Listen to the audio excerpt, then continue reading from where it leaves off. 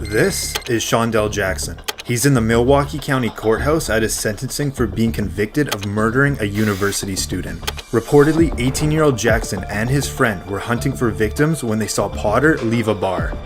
Nathan Potter, the 21-year-old victim, was a college student at the University of Wisconsin-Milwaukee. They stalked him, accosted him, and demanded money. When Jackson learned that Potter didn't have any cash, Jackson shot him, which killed him. Officials said Jackson fled to Mississippi the day after Potter's murder. Jackson's uncle reportedly tipped off the police on his whereabouts, where he was arrested. When he was on trial, you can see Jackson make gestures towards the victim's family. And when he was escorted out of the courtroom, you can see him smiling at the family. Now, moments before the sentencing, Jackson's mother told the court she first heard about the killing on TV. When I saw it on the news, I even cried. I'm like, oh my God, I can't imagine what that mother is going through. I never had a clue that my child had anything to do with it. My son is not a monster. He is not a monster. Jackson now apologizes for what he has done. I apologize for my behaviors. Please don't take my life from me. When the judge announced life imprisonment without the possibility of... That reaction right there completely changes the atmosphere of the courtroom. Up until the sentence was announced, you could hear the emotional appeals from Jackson's mother, and even his own apology begging the judge not to take his life. But the instant life without parole became official. The courtroom erupted into chaos. And this is where sentencing hearings become so emotionally intense. Because for the victim's family, this is often the closest thing they'll ever get to closure. The judge clearly believed the crime was calculated, brutal, and beyond rehabilitation. Remember, prosecutors said Jackson and his friend were actively hunting for victims that night. That detail matters. Premeditation and targeting strangers for robbery can heavily influence a judge toward the harshest possible sentence. But what stands out most here is the contrast. The victim's family grieving forever, while the defendant reacts with anger only after consequences become real. Do you think emotional apologies should impact sentencing when the evidence points to a deliberate killing? With parole, Jackson has an outburst.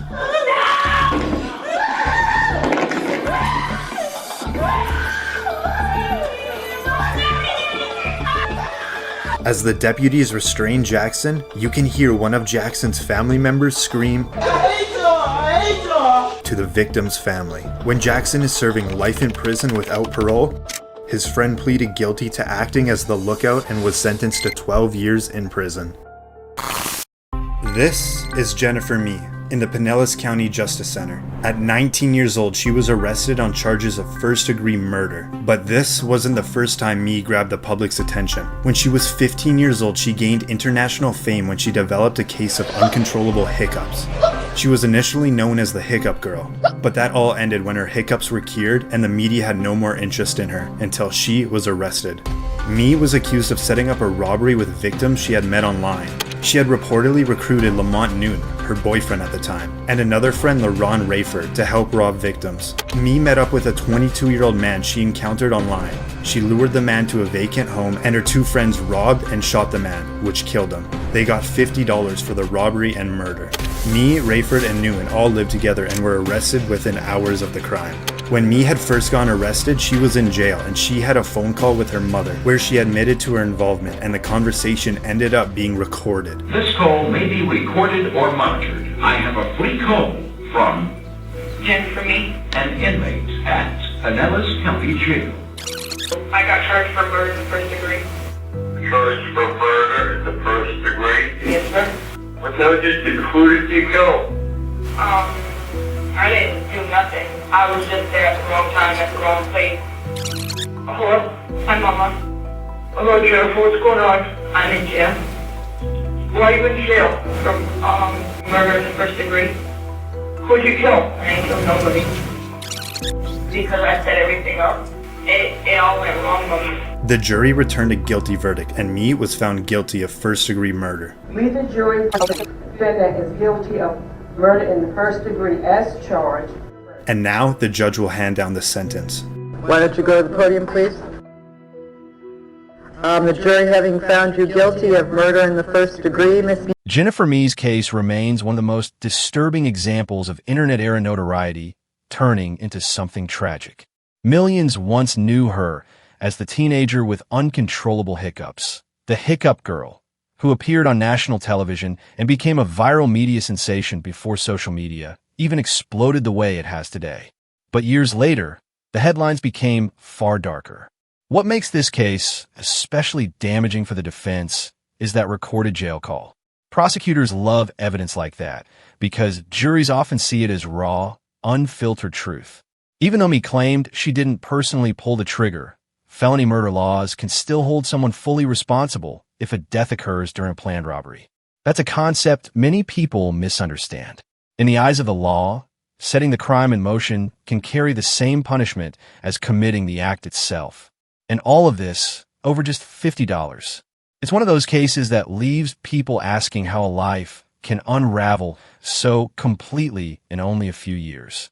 I will adjudicate you guilty and sentence you to life in prison without parole. I'm ordering the 550 standard fines and court costs. You have 30 days to appeal. Okay? Her co-defendants, Rayford and Newton, were also convicted of first-degree felony murder and were sentenced to life in prison.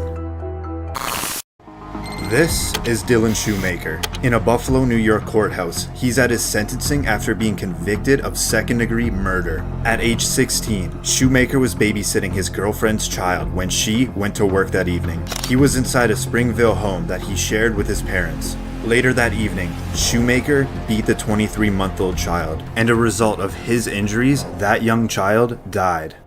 Dylan Shoemaker would later be arrested and charged with the murder of the toddler along with child abuse charges. Mind your own business. Shoemaker was reportedly trying to get the child to stop crying, and he never wanted to hurt the child or for him to die. But the jurors didn't buy it, and Shoemaker was convicted of second-degree murder. Now, watch closely as Shoemaker enters the courtroom. Before he could even get set up behind the defense table, he starts crying and telling everyone how sorry he is.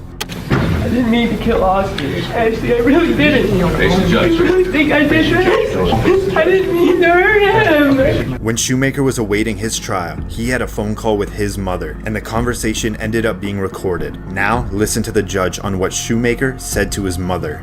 In a phone call to your mother from the holding center, you stated, and I got a quote from the court reporter, "I am a 16-year-old blonde. Probably all I have to do is cry in front of the jury, and they're going to feel sorry for me." I can't take back what was done.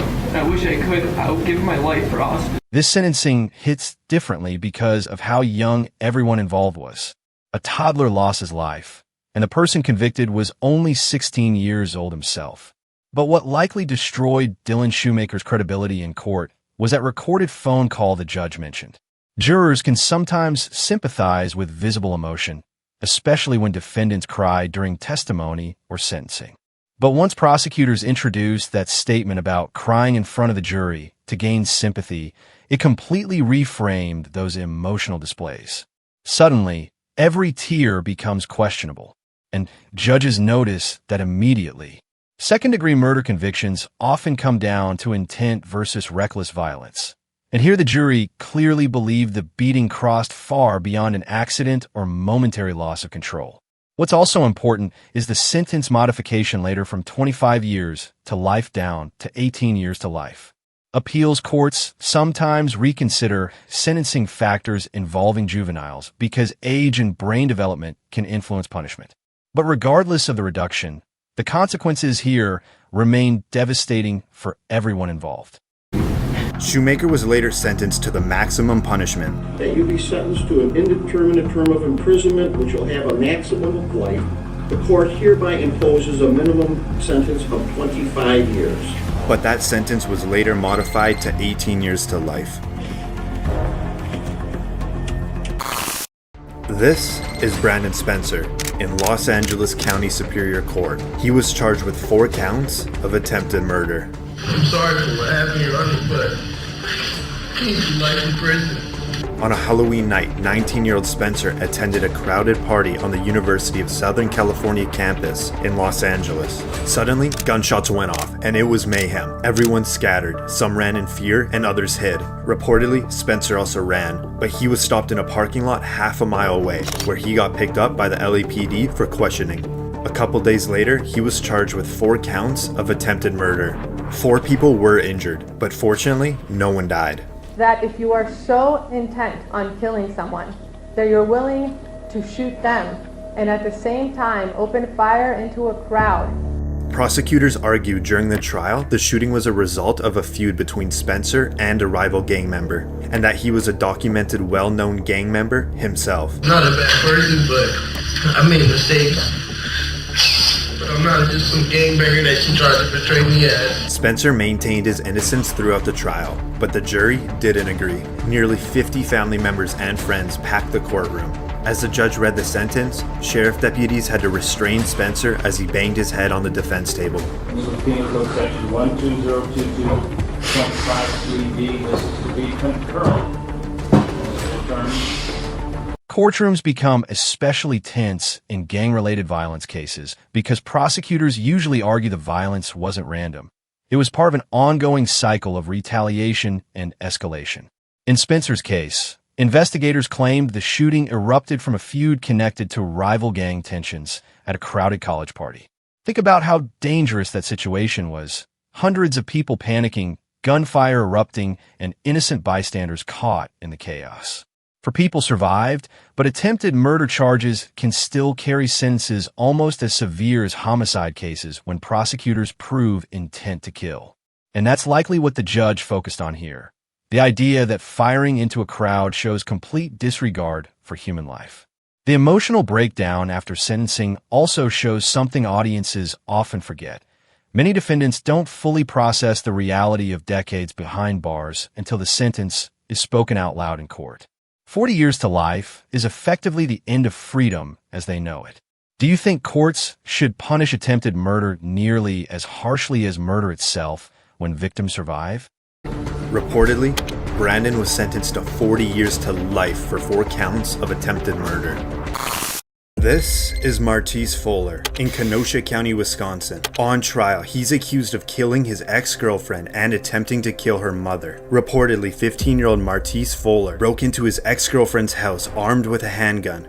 When his ex-girlfriend was listening to music in her bedroom, she was shot and killed. After hearing gunshots, the mother emerged from her bedroom and came face to face with the shooter, and she was shot twice. The mother would survive the shooting and identify Martise Fuller to the police. Fuller pleaded not guilty, but the jurors disagreed. We, the jury, find the defendant guilty of first-degree intentional homicide. After the jury found Fuller guilty on 3 counts, he showed what appeared to be emotion for the first time on trial. During Fuller's sentencing, he continued to maintain that he is innocent, and moments before he is sent to prison for the rest of his life, he put together a statement for the courtroom. Judge, Mr. Fuller's prepared a statement that he asked that I read on his behalf. Okay. Martise writes, I wanted to write this giving my sincerest apologies to this family I once shared time and love with. Truthfully, I am sorry about the pain you've all suffered through, but more importantly, the loss of my ex-girlfriend Kaylee that I loved too. This is one of the most psychologically complex moments in the entire video. Martise Fuller apologizes directly to the victim's family, says he loved his ex-girlfriend, acknowledges their pain, and then immediately insists he's innocent. That contradiction creates a powerful tension in the courtroom. Defense attorneys sometimes advise clients to express sympathy without admitting guilt, especially if appeals are still possible. But emotionally, it can sound confusing or even manipulative to victims' families. And notice the judge's wording during sentencing, protecting the public. That phrase matters because it signals the court believed Fuller posed an ongoing danger with little chance of rehabilitation. Life without extended supervision in Wisconsin essentially means the judge saw no safe path for release. Yet what's most chilling is Fuller's demeanor afterward. No visible breakdown. No shock. Just what appears to be total emotional detachment. Sometimes courtroom reactions become as memorable as the crimes themselves. What do you think is more unsettling? Explosive reactions in court, or no reaction at all? But I have to continue to stand innocent because I am. And I hope you all can eventually see in your hearts that I am not the person the media has made me out to be.